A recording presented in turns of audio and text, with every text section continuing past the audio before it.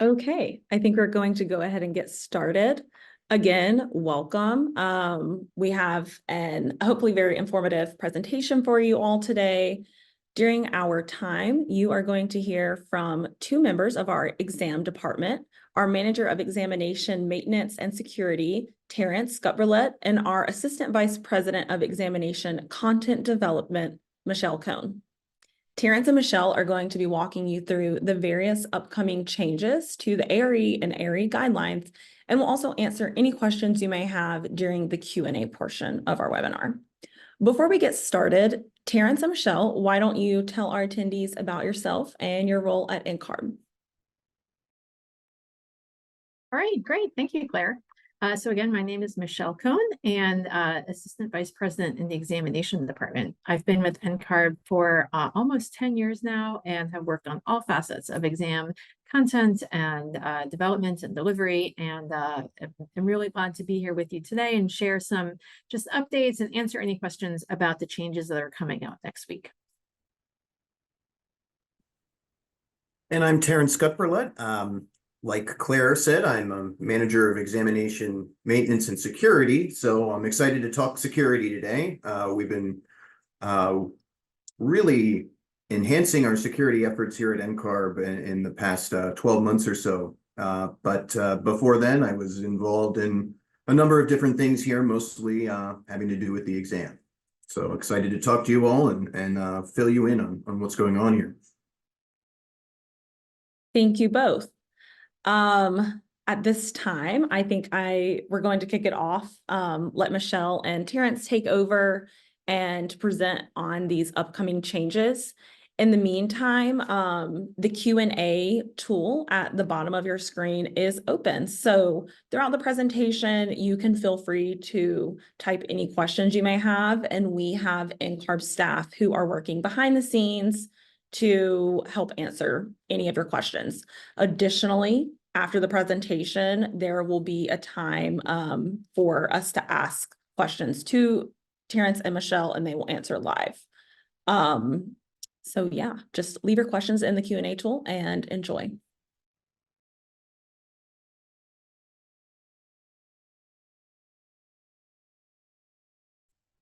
Great. All right. So we've got a short presentation for you here today, really centered around the updates that hopefully you all have been receiving the emails that NCARB has been sending regarding the updates starting February 27th. So that is early next week. And really the updates fall into three categories. One is about the ICC family of codes that will be referenced on the exam. The second thing, of course, is about the retirement of QFIBs, or quantitative fill-in-the-blank items. And then lastly, the exam security update. So I will cover these first two and then hand off to Terrance regarding security. So on the International Code Council version, the exam has been referencing the 2018 family of codes, and starting February 27th, the exams will reference the 2021 family of codes. We know for many of you, your jurisdictions might already be using the 2021, so it's very familiar to you. Some of you might say, my jurisdiction hasn't upgraded yet. Is this going to introduce an extra challenge for me? What I would say is, as you prepare for the exam, certainly if you can prepare using the 2021 code, that is the best. But the exam doesn't require or expect you to memorize any portions of code. So if you're studying from the previous version, just know the intent of the exam is to make sure that you're familiar with how the code is put together and how code might be applied to a particular situation presented in an exam question. So again, no expectation that you've memorized anything. If some portion of code is necessary to answer a question, that portion would be provided to you in your exam. So just know that that's what you can expect to see in the exam moving forward. Also, starting February 27th, QFIBs will no longer appear on the ARE or the practice exams. And again, the QFIBs, those are those questions that are calculation or require you to calculate something where you're getting a number and you're writing it into the answer box. Those questions, you'll still see calculation type questions on the exam, but you'll now see them primarily as multiple choice And then you'll continue to see check all that apply, hotspot, and drag and place questions. So again, you're still going to be required to calculate things on the exam, but instead of coming up with the answer and typing it into a box, you'll now hopefully see one of the answer that you came up with will be one of those options in a multiple choice type question, or one of the other item types. And why are we doing this? Well, it's really about aligning with testing industry best practices. So Terrance and I both attend testing conferences with organizations like NCARB, as well as vendor partners that support us. And this is really where a lot of organizations are moving to, because as research has found that other item types really assess content in a better way, in a more effective way. A lot of things are staying the same with this change, namely all of the content on which you're being assessed, the tools you can expect to see in the exam itself, the way item types are scored, all of that is going to stay the same. We should note, if you have tested on an exam and you did have those QFib type items, your prior exam scores remained valid. So there's no change to exams that were previously given. And in fact, if you're testing in the next few days before the 27th, you can expect to see some QFib items on your test, but know that this change doesn't impact those prior scores. It's really just moving forward, that you just won't see that item type any longer. And with that, let me hand off to Terrance to talk about our security enhancements. Thank you, Michelle. And before I get into any of the security enhancements that are happening here at NCARB, I want to tell you that whatever security enhancements that we have made and whatever security measures we already have in place, they're really about protecting the individual's exam scores. So security is not a something that NCARB wants to come after anyone with.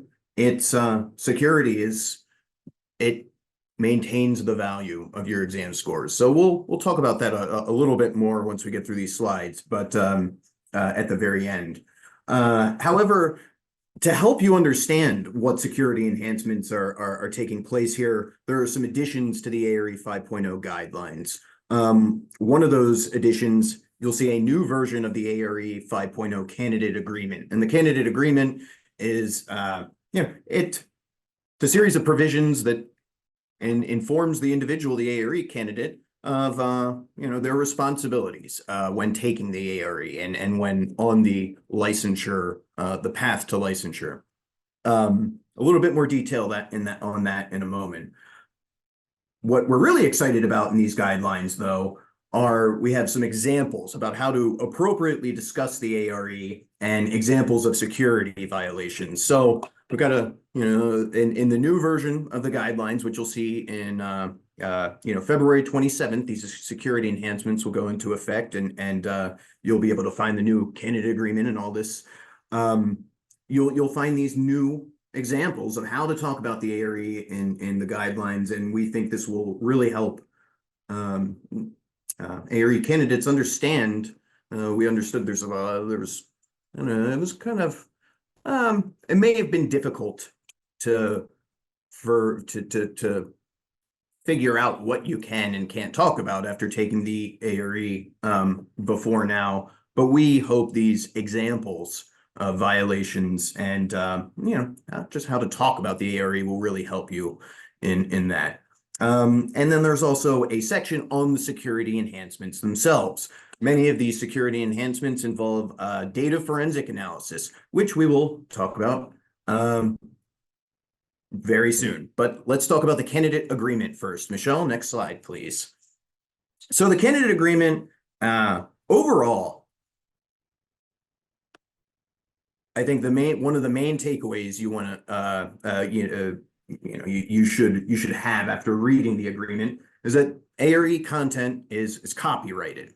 So you can't share what you saw on the exam. You can't record it, take notes on it, and then, share it with others. In fact, don't even record it or take notes on it for yourself. The specific exam content is copyrighted, and sharing of it is frankly just not allowed. The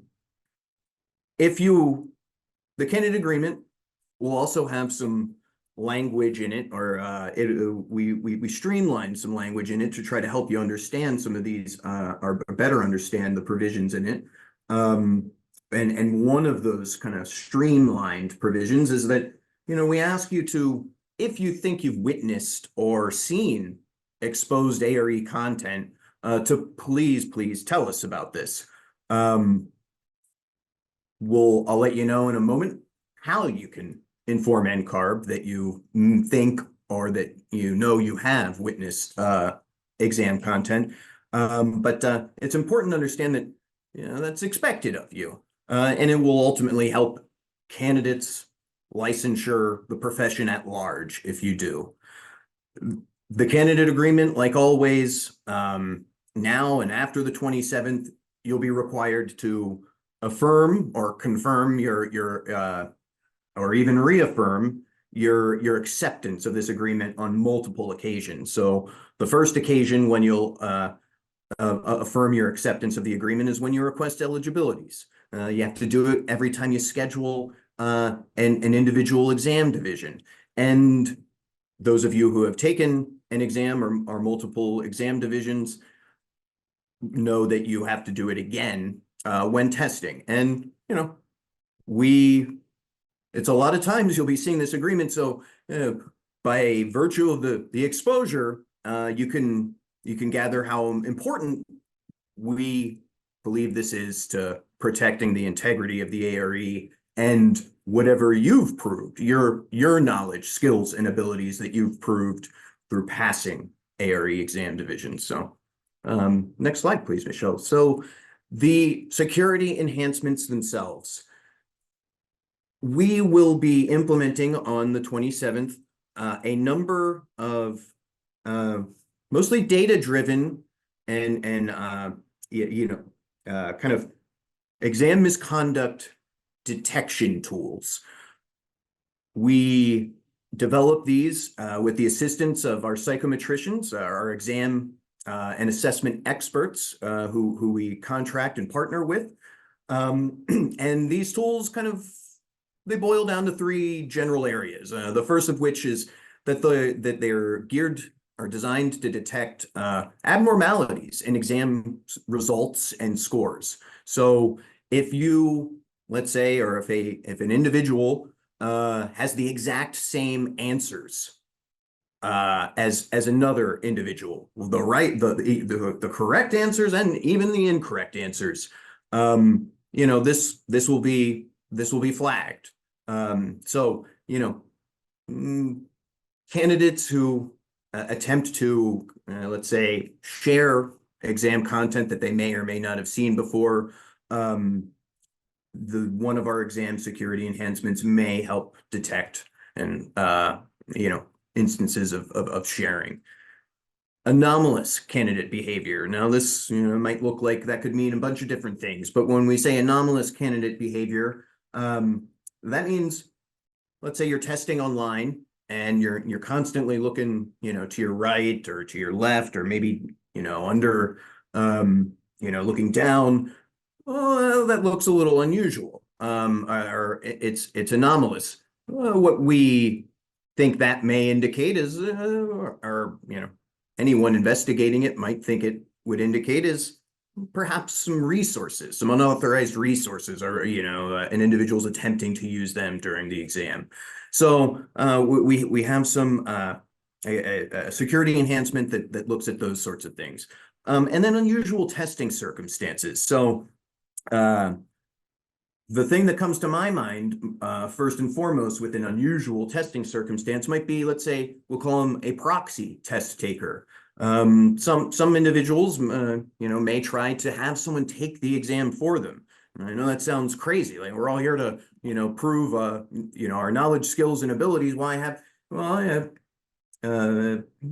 system people try to game the system at times, of course, as we know. But we have some security measures there that will hopefully detect behavior like that.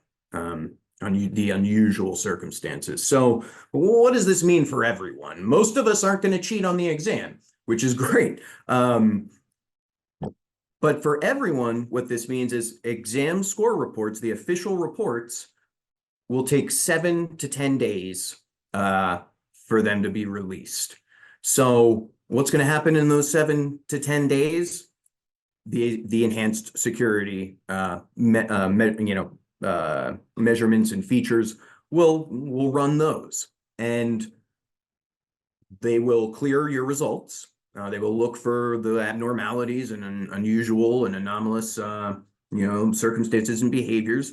And after 7 to 10 days, if those security measures don't find anything, your results will be cleared. You'll get your official a score. And know that when you're taking the exam, you will still be able to see your provisional feedback. And so we'll take a look at that right now. This screen is a little bit different from how it looked in the past, but it'll give you the same result. It'll let you know whether you are likely to have failed or passed. And we hope that this screen provides you with very clear directions and expectations about how to get to that provisional feedback. So if you do think you've been exposed to ARE content, or you know someone that's engaging in some sort of misconduct, they've broken the provisions of the ARE candidate agreement, there are 2 places you can tell us about this. The first of which is the ARE security tip line, and it's, you can see the email address there. It's simply aresecurity@ncarb. Anything having to do with the exam only, that's where you'll want to send your concerns or reports to that email address. The second one you see there is ARE whistleblower, and that can handle exam misconduct concerns, but also other misconduct concerns, other violations of the ARE candidate agreement. And finally, I want to say a word about why all this matters, and why this shouldn't be any scary thing for anyone. I think this is a reason to feel good about what you're doing right now, studying, getting experience, taking your exams, doing as best you can. What these exams are they're assessment tools. Your jurisdiction where you're trying to get licensed will use your exam results and your passing exam results in particular to make a judgment about whether you're qualified to have a license to practice architecture. And so these exam results are one of the things, along with education or experience or anything else that your jurisdiction might require. These are one of the things that tell your jurisdiction that, yes, this person, based on this tool, looks like they're good to go. They are competent to practice architecture. And we know that this competence is, in the end, from NCARB's perspective, meant to protect the entire public. Your jurisdiction, your employers, people in your jurisdiction have nothing to do with architecture. And that's what this, those exam scores vouch for. Competence, public, you don't need to worry. This architect, they've proven themselves. Now, that's why security is important. If everyone were to obtain their exam scores without actually showing their knowledge, skills, and abilities, then jurisdictions are going to be licensing a lot of people not fully competent or competent to practice architecture. And, architects, non-architects, we all use buildings, and we're in structures all the time. And we want to know that whoever designed that was competent to design it, and whatever, the people at their firm. And so, these exam scores and the security that looks to protect the integrity of the exam scores, this is for the benefit of everyone. And that's just what I want to leave you all with. We're looking to protect you, me, Michelle, Claire, everyone out there.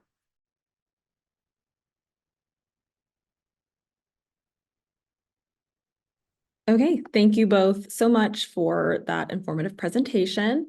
We are now going to move into the Q&A portion of the webinar. So for all of the folks that are attendees, remember you can ask any exam questions that you have via the Q&A tool at the bottom of your screen, and we will do our very best to answer as many as we can live. So our first question, Michelle, I'm going to send this one over to you. So the new ARE guidelines has removed some references for certain divisions. How does that affect the exam content? Great question. And before I answer that, I do want to say, I think that I said February 27th is happening next week. And what I meant to say is the week after next. So for anyone here who was like, wait, when is it actually happening? February 27th, which is about 2 weeks from now. So apologies that I forgot what day today is. But back to your question, Claire, there is no change to the exam content on which you are being assessed. We took a hard look at that reference matrix internally. When we originally had published that reference matrix, we did so with this idea that lots of people might have lots of different references on their bookshelf from, books from school, books from their firms, books that they, have, maybe from their AIA chapter. And we wanted to communicate that there's a lot of different resources out there. But what we heard from candidates was it was too much and almost an overwhelming number of resources that we were suggesting people look to. And so what we wanted to do is really respond to that for candidates and just say, look, yes, there are still a lot of resources, a lot of really valid resources as you're preparing for your exam. But if you really want just a streamlined, focused look, what can I study for this division? We just wanted to give you, those top 3 to 5 references just to help you, hone in on, really effective ways to use your time as you're preparing to test. There are definitely many other resources out there. And so if you're still looking at that reference matrix, those books, they're all still good resources. The other thing, though, that we wanted to provide for candidates was like a ranking of the resources. Because again, the wealth of resources listed in the reference matrix, it was like I think a struggle sometimes for candidates to know where to even begin. And so that's why, again, kind of looking at the references that our volunteer item writers use as they're writing exam content, we're able to say, what, this reference is used, frequently by our item writers. A lot of content on the exam really relates really well to this particular reference. This would be a good one to definitely look at. If you want to dig deep into certain content areas within the division, maybe you took the exam and you failed and your score report says, this area is where you are underperforming. Here are some resources to dig into some more focused looks at various aspects of that division. So we're hoping that it helps candidates just get a more, streamlined approach to here's how you can prepare for your exam. Great, thank you, Michelle. Terrance, a question for you. So will the exam results not be available on the NCARB website the day after an exam? And when will they be available? That's correct, yeah. You should expect the results, the official results on the NCARB website, like I said earlier, but from 7 to 10 days, in that range. It may be that you could get them early, but don't expect them the early or the next day. We do need some time for these security enhancements to run, and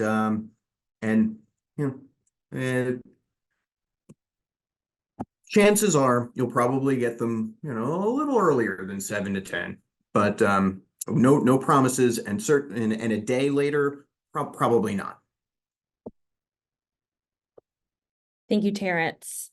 Michelle, so this candidate says that they have an exam on February 28th, and they want to know when the practice exams will update. And then, of course, how effective will the current practice exams be for preparing for the updated exams? Sure, great question. The practice exams will also be updated by the 27th in terms of removing the QFIBs. What I would recommend though, for any candidate testing the 28th, because I realize what you're thinking is, oh my gosh, that's a really tight turnaround, this updated practice exam. You can use the practice exam today. And if you get any QFibs on your practice exam, you can just skip them. You can still figure them out and just know that, you know, if that was by, you know, on the live exam, instead of typing that answer in, you would see it as one of the response options. So again, once the QFibs get removed, you'll still see calculation type questions on your exam. So you just won't see them as QFibs. So still use the practice exam. Most of the questions on the practice exam, just like in the live exam, are not QFibs. And so if you see any QFibs on your practice exam, just know, well, I won't see that item type, but I will still see this content when I take my actual exam. So that being said, are exam cut scores and or pass rates expected to change with the update then? Well, the cut score is not changing because again, we're not changing any of the content on the exam. We're just changing one item type to a different item type. So that does not necessitate a cut score change. As far as pass rates, I mean, I don't know. We didn't make this change with an eye towards a pass rate impact. We made the change because of just our research and understanding about how other item types are more effective. So we might see a positive impact on pass rates, you know, after some of the data shakes out. But again, this change wasn't made because we're trying to achieve a certain pass rate. It was really just about being effective in the way we are assessing candidates. Thank you, Michelle. For Terrance, a candidate asked, if you're found to have anomalous behavior, is there an opportunity to challenge that ruling? Yeah, no, very good question. Well, so there's you'll certainly, before I get into an explanation, you'll certainly want to read the ARE guidelines, the new security section. And that will give you, you know, a full and clear picture, detailed, of the process that security investigations and you know, potential for disciplinary sanctions, you know, the way that might work. But if, let's say, an exam is found to have anomalous, you know, candidate behavior, the candidate who took that exam will most certainly have they will have multiple opportunities to tell their side and explain, you know, why they think it might have been flagged, whatever the anomaly would have been. There'll be multiple opportunities to explain that anomaly. The first of which is that if NCARB finds, you know, anomalous candidate behavior, NCARB will write you. Well, after the 7 to 10 day period where exam scores are held, if you don't get it, you know, your exam scores within that 7 to 10 day period, then you'll have gotten a letter, or an email rather, from NCARB with questions asking you about the anomaly and informing that, you know, we're holding your exam scores because of this reason. If you know, if you're unable to explain the anomaly, then the case might proceed, you know, with the anomalous candidate behavior, and then there will be an additional opportunity. And I won't get into the details of all the rest right now, but if you'd like to learn more, the ARE candidate guidelines will lay out that entire detailed process.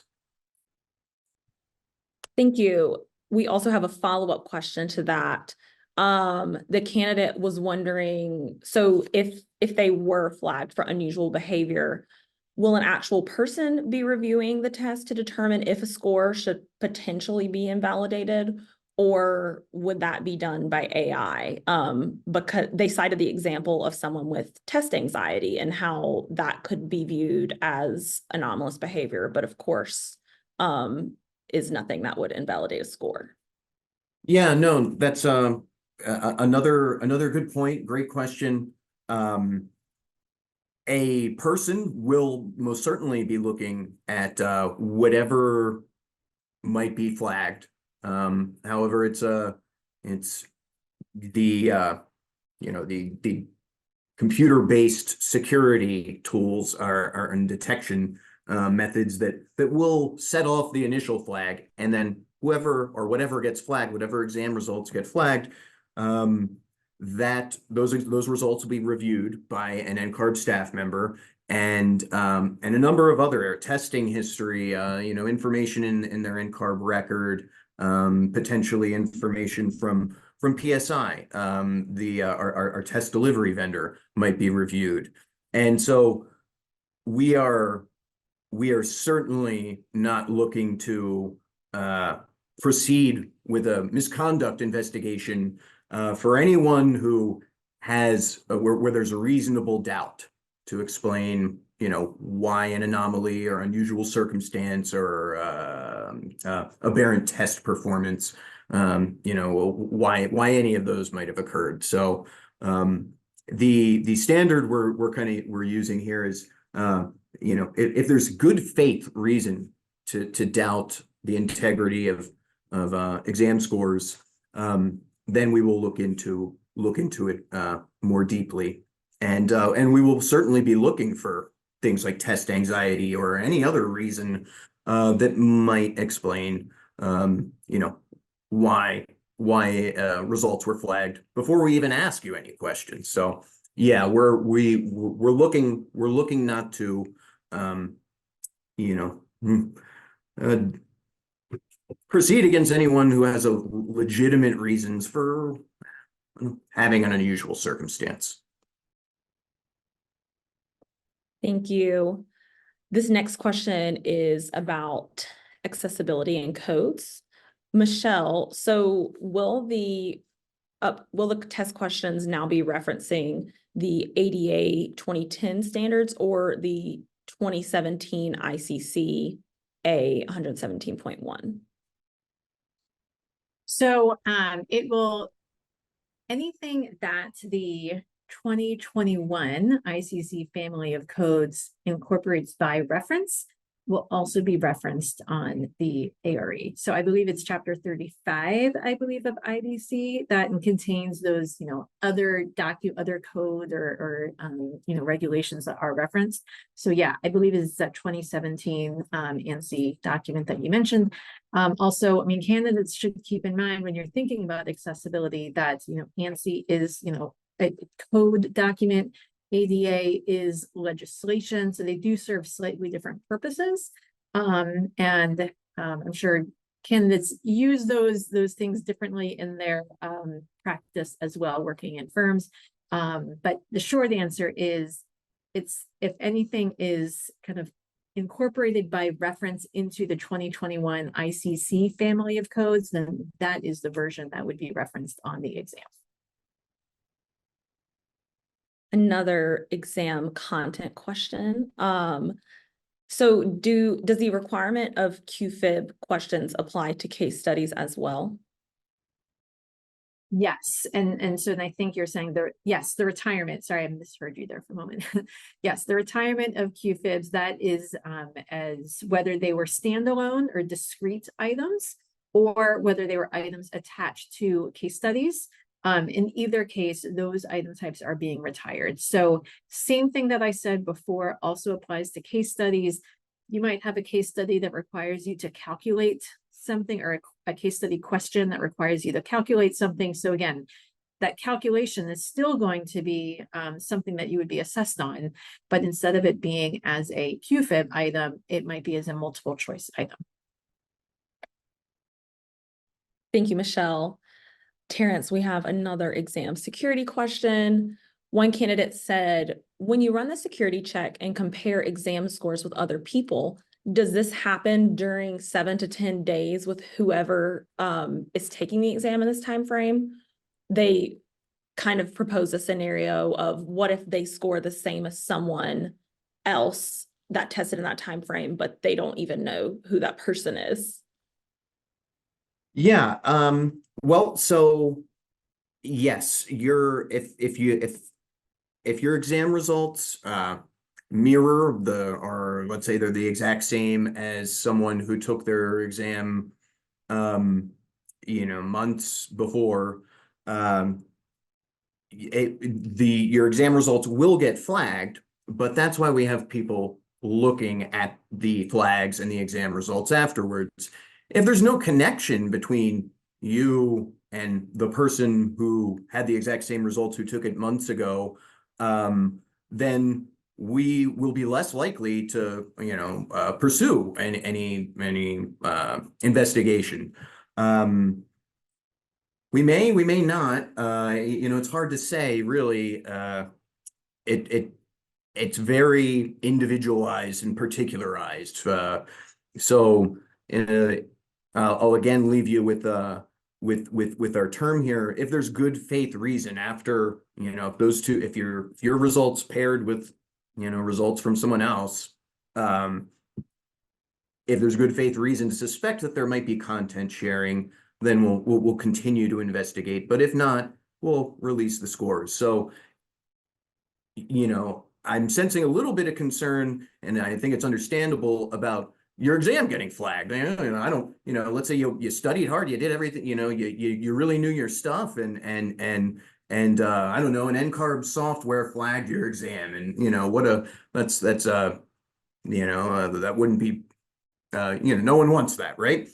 However, these flags are a first step into looking into whether misconduct may have occurred, and the vast majority of the exams that will get flagged in the future, we will release those flags because there won't be anything, there won't be any there.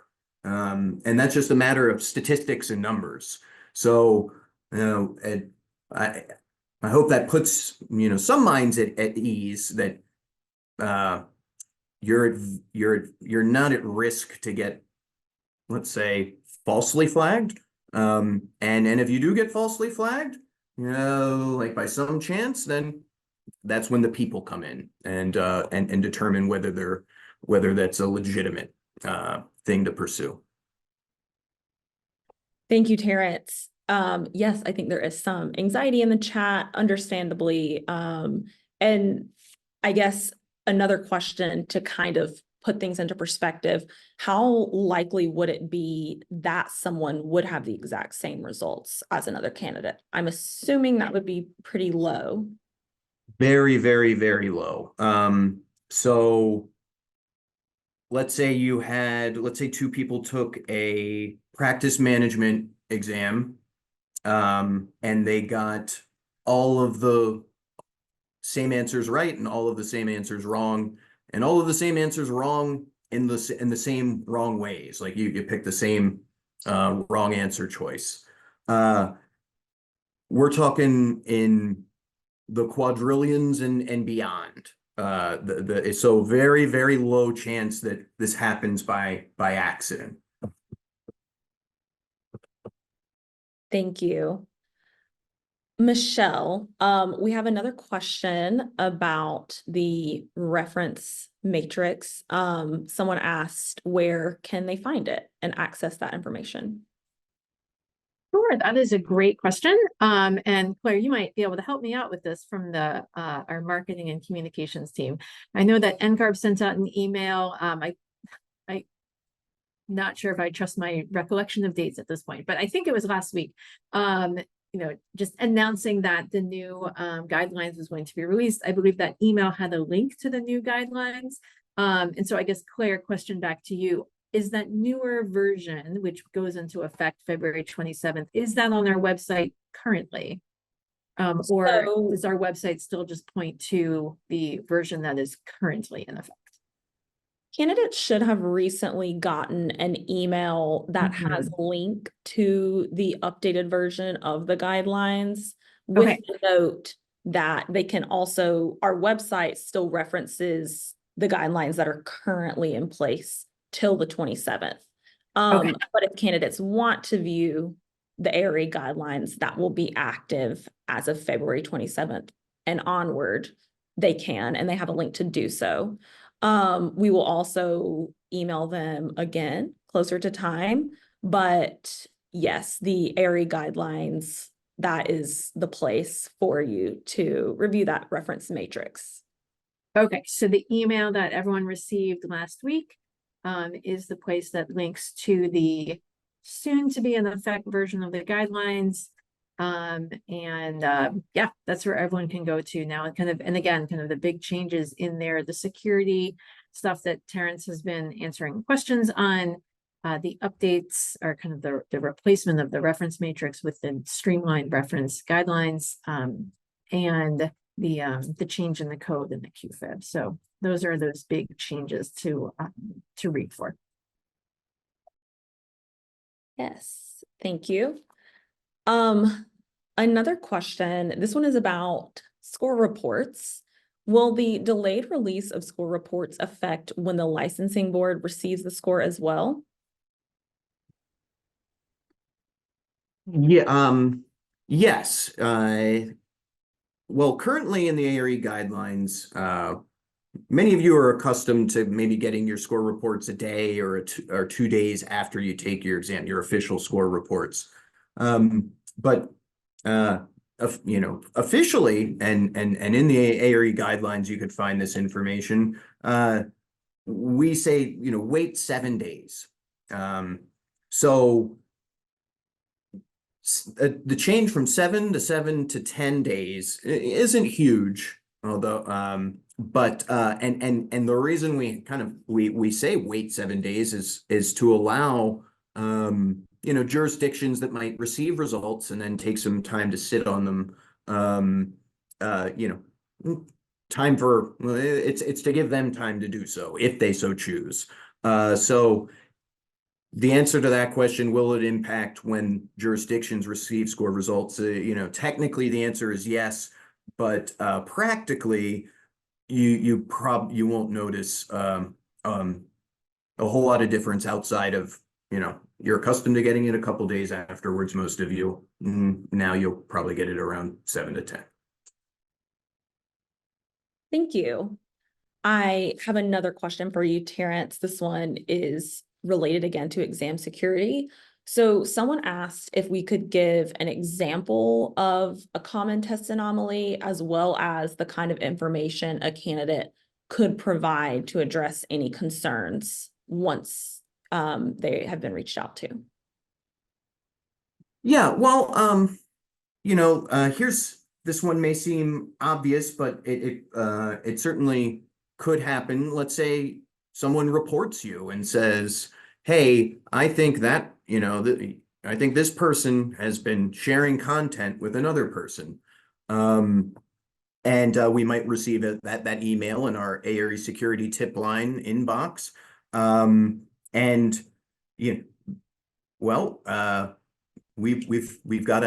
We'll be asking, the individuals involved and the person reporting about that information, and if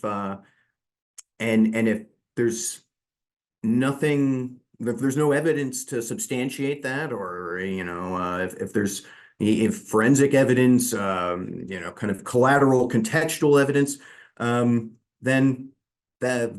that's it. There will be no investigation, and we'll thank the person who told us, but yeah, it's you will have an opportunity to explain if an example like that were to occur. There are other more forensic data oriented examples that might cause us to send you an email with questions, but those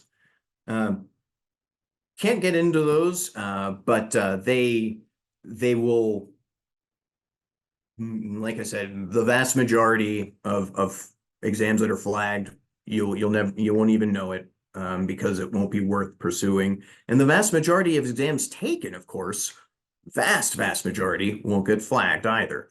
So there's, steps there, but the reporting, the whistleblower is I guess a common a common example across all testing organizations. Thank you. That's good to know. I think, so if I were going to take the ARE and I took, 70% longer to take it, still within the time frame as other candidates, what you're saying is y'all would check that out. And if there was no other reason to flag my case, if nothing else seemed off, that most likely you wouldn't contact me. Yeah, that's right. If there's we are, for us, a good faith reason to pursue an investigation involves a lot of evidence, and almost never just one piece. So yeah, you can, I think you can be you can rest assured that if you think you're testing in some kind of way that's different from others, that won't show up on the security radar. Or at least you won't know that it did, and we'll just dismiss it, and because we know that okay, everything else about this candidate, their history, their other scores, whatever other evidence there might be, if there's no, if all of it, points to no misconduct, then you're nothing to worry about. Yeah. Great. Hopefully that puts exam candidates at ease. Thank you. Michelle, a question about the practice exams. So after they're updated, will candidates be able to access the previous version of the practice exams that they had already taken to review any content that they had gotten wrong previously, or will they only be able to access the new practice exams? No, candidates will still be able to access their historical practice exams. And again, you can access all of those exams through your NCARB record. There is a practice exam button, and you click on over to the practice exam dashboard. And that is where you can purchase, I say that in quotes because it's a $0 purchase, where we have the one free practice exam per division. So certainly, if you've taken those previously and they've included QFIBs, those will still be there. You'll still be able to look back through your exam results for those practice exams. That is all still saved for you in the dashboard, and will continue to be available to you moving forward, even as the practice exam does get changed after the 27th to remove those QFIBs and replace them with the other item types. Thank you. Another question related to exam content. So moving forward, will the exam reference the 2021 or 2024 NFPA codes? I'm going to be honest. I think that's one that we're going to, I personally have not been tracking that. It is whatever is referenced in the 2021 ICC family of codes. So I'll be honest, Claire, that's not something that I personally have been looking at it. I know that our team, Terrance and I work on a great team in our exam department. So I know that our team has been following that, and I know that there's been a great effort to ensure that any content that would be affected by that code change is updated appropriately to make sure that it's not referencing outdated materials. So my recommendation for everyone is definitely just go right to the source, right? Their 2021 family of codes. Again, those code documents reference all sorts of other code documents, including the NFPA documents. So you can certainly go to that. But Claire, I know oftentimes we do send out, follow-ups after the NCARB Live, and I think that's one that we could certainly follow up on to provide that clarity for candidates. Thank you. Also, Michelle, are there any updates regarding when candidates can expect ARE 6.0 to launch and/or ARE 4.0 scores to expire? Oh gosh, great question. Okay, so on the first half of that, when is ARE 6.0 coming? And the answer is, I don't know, and neither does Terrance. I would say that it's, I don't know, 5-6 years I mean, that's the kind of horizon that we're looking at right now. So I think for candidates who are thinking, gosh, should I just wait for the next version? I mean, this QFib thing, the security, maybe I'll just wait. I would say, don't wait. Keep on testing. ARE 5.0 is going to be here for a while still. And so, sure, NCARB is definitely thinking about what is the next version of the exam going to look at, because, you know, it would be irresponsible of us not to, you know, keep thinking ahead. But ARE 5.0 is going to be here for a while. The second half of your question about revalidated or, you know, valid 4.0 scores that have been converted into 5.0 credits and are still valid to count towards your completion of the exam. So remember, those credits, those remain active until ARE 5.0 is turned off. And so when ARE 6.0 does eventually launch, that doesn't mean that 5.0 turns off the same day. So we would approach any future exam transition the same way that we approach the 4.0 to 5.0 transition. So if everyone remembers back to the 2016 time period, when ARE 5.0 launched in 2016, we kept ARE 4.0 running for another year and a half. And we would likely approach, you know, a similar time frame for whenever ARE 6.0 turns on. ARE 5.0 is going to keep running for a little bit longer, just to give our candidates time to be able to make that transition when it's right for them. So keep in mind, those 4.0 credits that you have in 5.0, those keep going until 5.0 shuts down, and that is a ways yet into the future. So don't let the, you know, a potential new exam, you know, deter you from continuing to test in the exam that we have today. Thank you, Michelle. For Terrance, another exam security question. So if a candidate's score was flagged and the review showed no misconduct, could that information still be saved in their record and potentially affect the legitimacy of their results later? No, if we're picturing like a tangible flag out there, you know, on a computer screen or spreadsheet or something, nothing like that will be in your NCARB record if it's dismissed. So no worries on that front.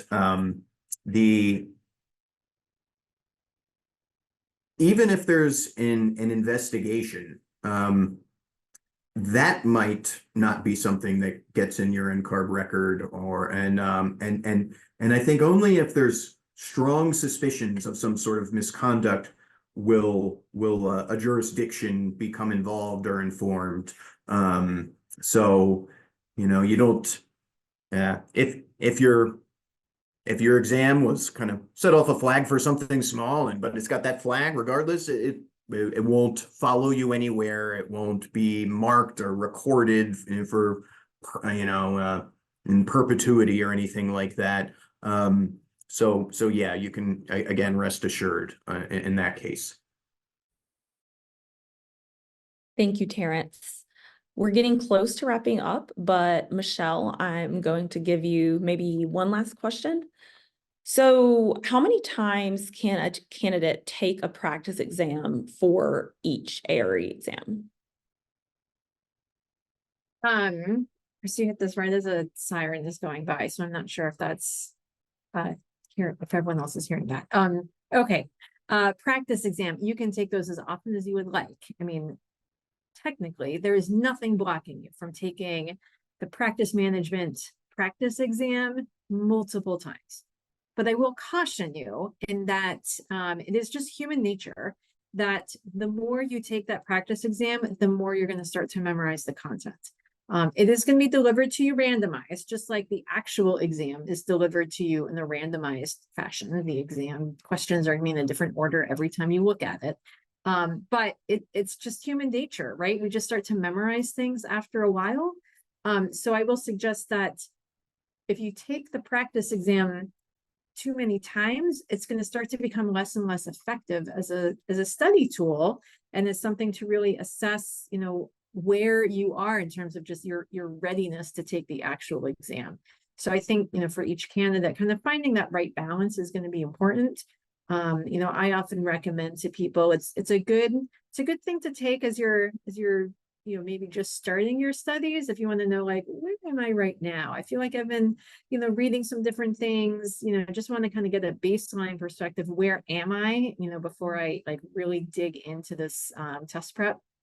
Know that the results for the practice exam will share with you, you know, on the practice exam, what you got right, what you got wrong, why the wrong answers were wrong and the right answers were right, and even which content area each of those questions comes from. So it's going to be a really great tool for candidates to see, oh, this is where I really need to focus my studies. Then go off and study for a while, right? Kind of focus in on those areas that you know were your weaker points based on your practice exam results. And then maybe, you know, after you've got some good studying under your belt, then maybe it's a good time to take the practice exam again and, you know, now see how you're feeling as you're getting closer to your exam date. So I'd say it's kind of a good, like, you know, checking the pulse, so to speak, as you're studying. So you can take it as often as you'd like, just kind of keep in mind, you know, how you want to use that as part of your test preparation. Thank you, Michelle, and thank you both for answering so many questions throughout today's webinar. Now that we are very close to the end of our time, I wanted to just ask if either of you could share a quick takeaway from today's webinar and what you want candidates to leave with. Sure, I can jump in. I think what I always want to let candidates know is, or advise them is, make your plan, right? You know, make your plan for how you want to approach the exam. It is a big undertaking. It's, you know, 6 separate tests. But, you know, here we are sort of still early in 2024. If this is your year that you want to just get this done, you know, pull out that calendar, map out, you know, are you going to take an exam every month? Are you going to do it every 2 months? You know, what, you know, when do you need to just take a break and go on vacation? You know, what work deadlines do you have? Just kind of think about what is your big picture strategy for getting through the exam. You know, commit yourself to doing that. You know, map out how you're going to approach it, and you know, and then stick to it as you move forward. And what I would want to leave with you all is for most of us here, you listening or and attending this, listening to and attending this webinar, exam security is something that's going to be in the background, and we wanted you to know about what we're doing here, which is one of the reasons for the webinar. But for most of you, it's going to be something running in the background that you'll never notice, and that ultimately will protect the work you did to show your knowledge, skills, and abilities. And so that's what I want to leave you all with. This is it's a good thing that that most of you, vast, and I keep saying that again, vast majority of you will benefit from.